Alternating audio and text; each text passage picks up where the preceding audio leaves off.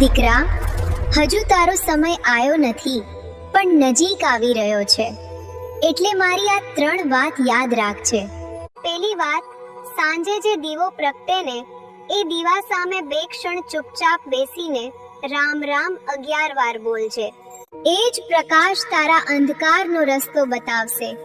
બીજી વાત, જો ધરમાં ભૂખ્યો આવે માનવી કે પ્રાણી, એને ભૂખ્યા પેટ પાછો ના કાઢજે.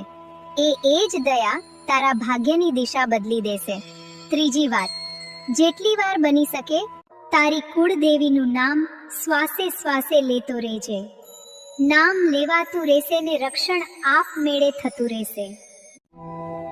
माँ मेलडी, जय किंग मेलडी माँ. अरे बेटे, मैं तुझे आशीर्वाद देती हूँ कि अगले शनिवार से पहले तुम एक बड़े धनवान व्यक्ति बन जाओगे और जो भी तुम्हारे मन की इच्छा होगी वह भी अवश्य पूरी होगी. लेकिन बेटा, तू भी मेरा सच्चा भक्त है तो इस भले इंसान की वीडियो को लाइक सब्सक्राइब करके जाना. तथास्तु मेरे बेटे.